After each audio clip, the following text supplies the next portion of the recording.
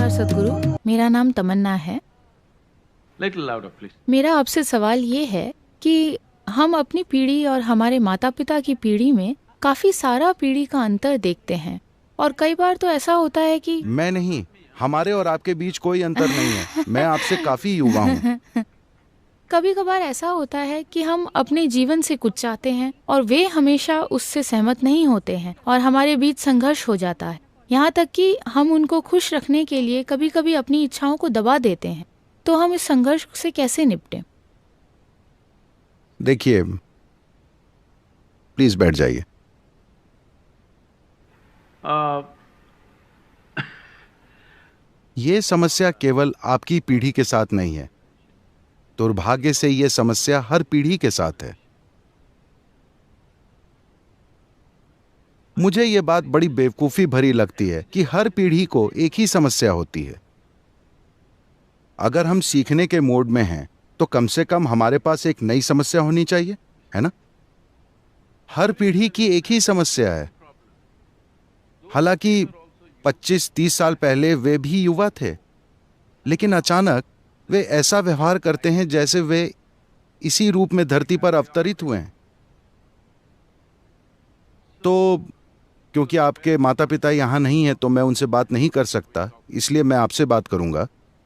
अगर आप अपना जीवन अपने तरीके से बनाना चाहती हैं और वो तरीका आपके माता पिता या आपके समाज या आपकी यूनिवर्सिटी से मेल नहीं खाता, ऐसा हो सकता है कि आप जो चुने वो सिर्फ आपके माता पिता के ही खिलाफ ना हो, बल्कि शायद आपके सहपाठियों के भी खिलाफ हो, शायद आपके संस्थान के भी खिलाफ हो, शायद उस समाज के भी खिलाफ हो जहां आप रहती हैं।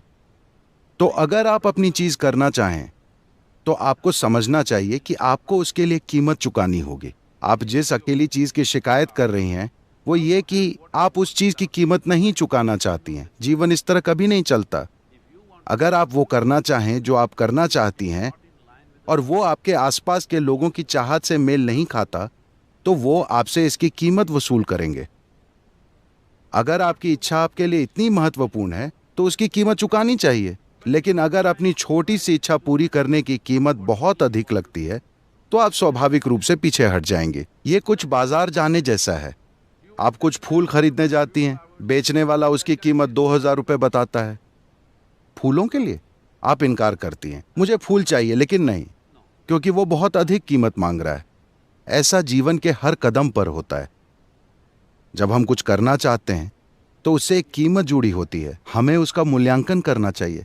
क्या मैं ये मूल्य चुकाना चाहती हूँ जो मुझे चाहिए? क्या वो मेरे लिए इतना महत्वपूर्ण है कि मैं ये कीमत देने को तैयार हूँ, या मैं उसकी ये कीमत नहीं देना चाहती? ये निजी बात है। हर किसी के लिए पहले से तय चीज नहीं होती है। ये निजी बात है। कुछ लोगों के लिए इतनी जरूरी होती है कि वे कोई भी मूल्य देने को तैयार हैं। कुछ लोगों के लिए इच्छा बस थोड़े समय टिकती है, वे इसे छोड़कर आगे बढ़ जाते हैं। दोनों में बुराई नहीं है, दोनों सही है।